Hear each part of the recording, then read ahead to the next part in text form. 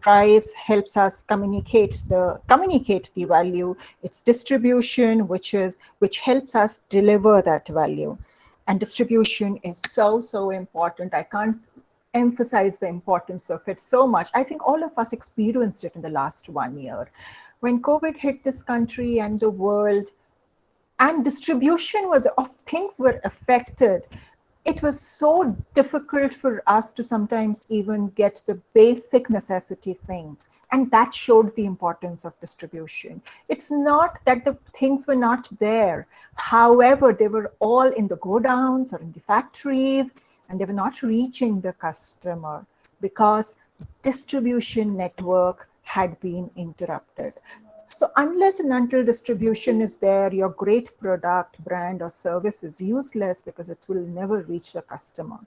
Yesterday, we discussed the example of ITC e-Chopal and Mumbai Dabbawalas, and then we went on to further discuss the various discrepancies that it helps in bridging, which is spatial and temporal, need for breaking the bulk, need for assortment, and finally, economic efficiency. Well, if these are the discrepancies that distribution system helps us in bridging, so what does it find? Then what is the next step? What does this result into? Well, this results into these flows. After bridging the spatial gap, the temporal gap, the need for breaking the bulk, and the need for assortment, it results in these channel flows. And what are these? The first one, the physical flow. Then the spatial gap and the temporal gap, once it is bridged, the physical flow of the goods happen. And that's why you and I, we get our product, brand, or service at the place we need, whether in Pune, Mumbai, Chennai, Ludhiana, Chandigarh, Manipur, whatever, wherever we are. And look at the physical flow. Who are the people who are involved? Obviously, the manufacturer, this we are talking right from the supplier of the raw material, manufacturer, the transporter, dealer, so on and so forth. On the other hand, the next flow that happens after bridging those gaps is the title flow. You would see a difference that you would most probably be asking, hey, what's the difference between the physical flow and the title flow? Yes, I can see the transporter is not there. I mean, that's the only difference. But why is the transporter not there? And what is the difference? Well, physical flow means that, yes, the goods are moving from point A to point B with the help of the transporter, while title flow is about ownership.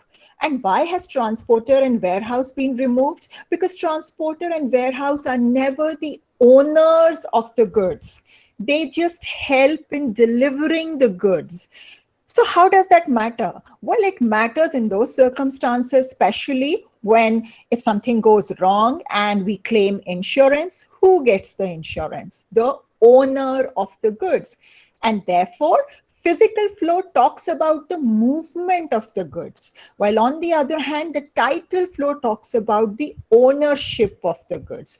And all this is happening because we bridge the temporal and the spatial gap. While physical flow and title flow are in one direction, what is interesting is the payment flow. Again, the only flow which helps us get revenue.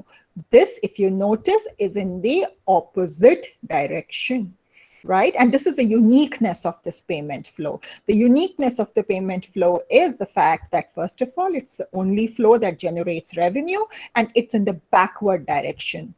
While the payment flow is in the backward direction, you need not look at the last flow, which is a promotion flow. Look at the information flow. The information flow is in both the direction, because information, yes, it's important that the information flows from the manufacturer to the consumer, but it is equally important that information flows from the consumer back to the manufacturer, because that's how we understand the need of the customer. Communication can never be a one-way traffic. Any relationship where communication is a one-way traffic is a dead relationship. That relationship does not exist. Only those relationships are active and vibrant and have a meaning to it where the communication is a two-way flow. We may not agree, we may agree to disagree, but there has to be a two-way flow. And therefore, this information flow is so important, because while on one hand, it helps the customer to know what is there in the market, on the other hand, it also helps the manufacturer and the channel members to understand that what are the needs of the consumer. So if these are the various channel flows, great, fantastic. But as a student, most probably I would still like to ask that how, is there only one way to ensure that my product, brand, or service reaches the consumer? Well, no. There are many ways. I mean, in the sense, it may be, so this is just to show you, we call them, there may be 0 level, 1 level, 2 level, 3 level. Basically, what does it mean? It means the number of channel members that are between the manufacturer and the consumer.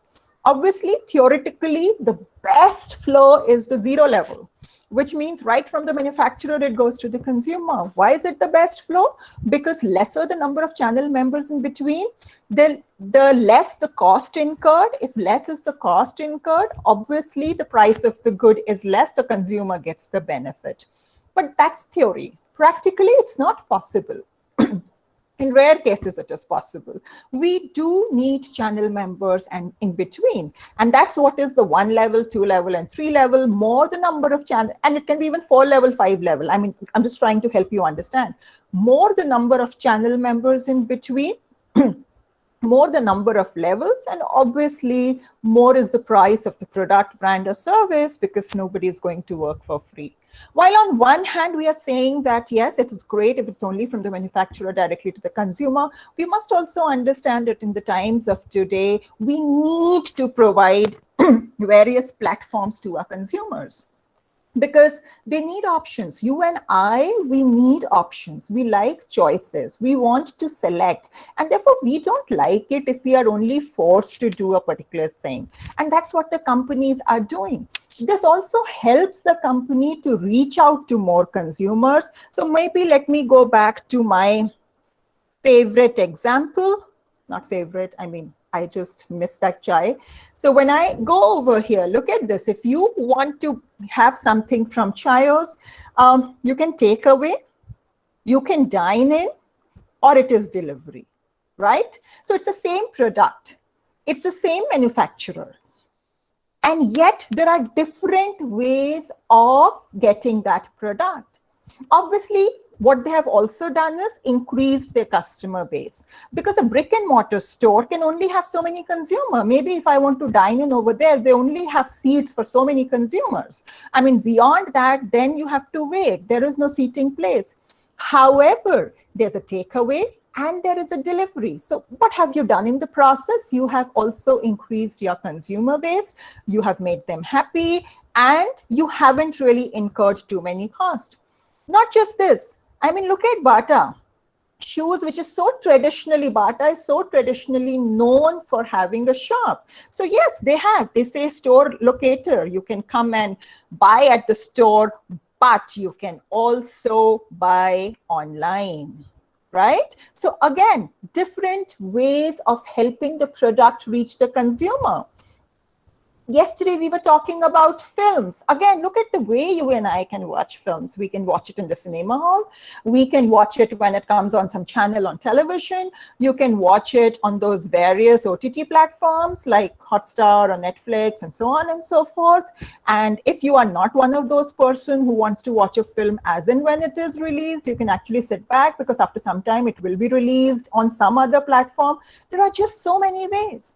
Go back most probably 30 years ago or 40 years ago, there was only one way to watch a film, and that was a cinema hall. Or you waited that after 10 years, it will come on television. Or even this, look at shoes also. I mean, in the sense that till most probably 10 years back, we were all going only to the store to buy the shoes. Look at Pizza Hut, look at McDonald's, all have so many delivery options. Books. You can read a book online. You can buy a book, a physical copy of a book online. You can go to the store to buy a book. You can rent a book and return it after some time. So what I'm trying to just help you understand is that it is extremely important to provide option to your consumer, because the more options you will provide, the more will be your consumer base. And also, I mean, all those, also it provides you a better way to connect with your consumer. Having said that, as a company, you should also look at your plus and minus, and maybe you have your own restrictions, and hence go step by step. But more the number of channel members in between, more usually is the expenditure. Now, to help you understand the implementation, my all-time favorite example, because this is all theory and you might just say, okay, how does it really translate into practice? So let me take a live example with you. And this is just to bring out the huge difference between the two products. So therefore, the products that I'm taking, one is car, and the other is most probably soap, right? If somebody's writing in the chat box, I can't see, please just unmute yourself and speak. Okay, so when I'm talking about car, let me now understand the implications, the implementation. Oh, this is not working. Yeah, so the first one, we spoke about spatial discrepancy. And what was spatial discrepancy? I said that sitting in Lucknow, I can get a car manufactured by Tata Motors in Pune, thanks to the distribution channel. Now let's understand the spatial discrepancy for a car and for a soap. How much am I willing to travel to buy a car? Maybe 5 kilometers, maybe 10 kilometers, right? On the other hand, how much am I willing to travel to buy a soap? Maybe 500 meters, maybe 800 meters. That's it. What does it mean in terms of the distribution network? The number of channel members you will have for distribution of car will be far less than the number of channel members you will have for distribution of soap. And isn't it true? The number of dealers most probably in a city for a particular brand of car is most probably 5, 7, 8, 9, 10. That's it. And how many retailers for distribution of a soap? Thousands, maybe lakh, right? So this is how it translates. The next was temporal discrepancy. How much am I willing to wait to buy a car? So I go to a dealer and I say, hey, I want to buy a car. And he tells me, yes, sure, you'll get the delivery in 10 days or 15 days. But the point is, I am willing to wait, right? I am willing to bridge that temporal discrepancy after 10, 15 days. I go to a retailer and I say, hey, I want a soap. And he says, madam, 10-15 din intezar karna padega. Am I ready to wait?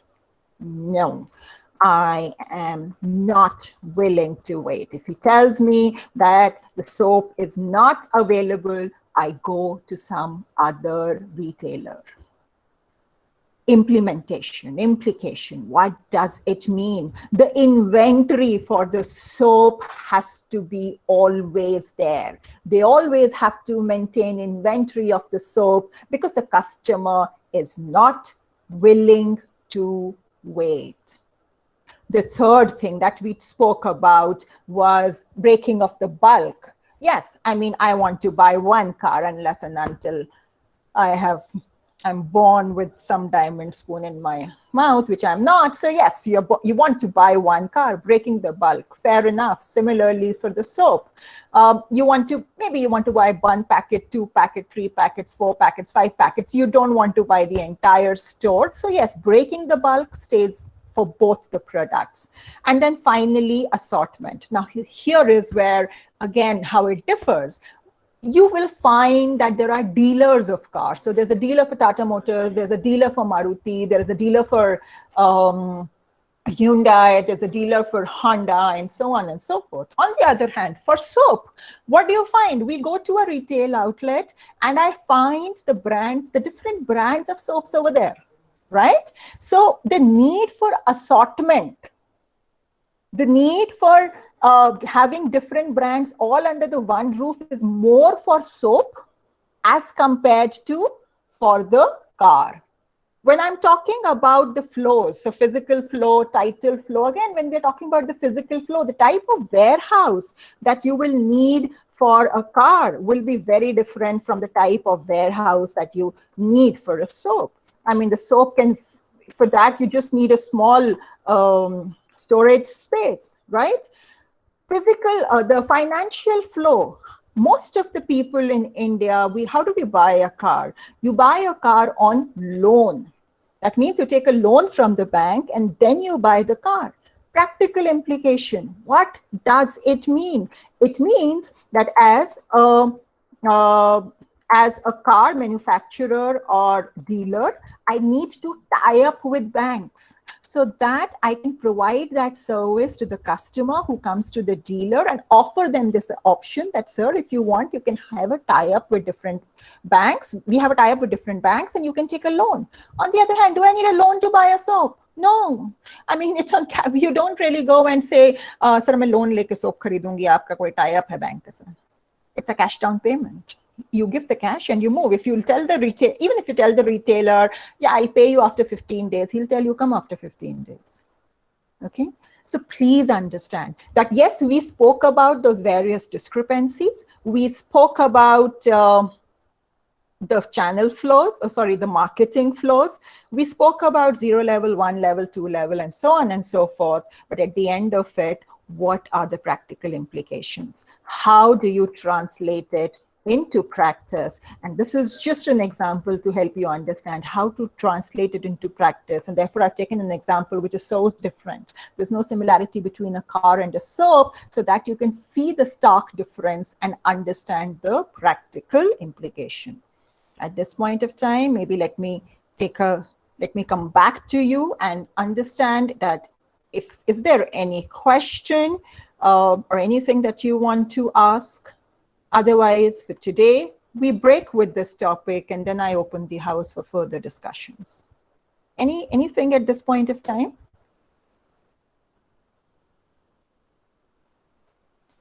Okay, great, fantastic. So I will stop this topic over here and I will then open the floor for discussion. Just a quick rewind of what we have done. While yesterday we understood the importance of distribution, today we have gone one step ahead to see how that importance translates into various marketing flows. And we further went ahead to understand that when we have to practically implement this, how does it happen? And we understood with 2 examples of soap and a car.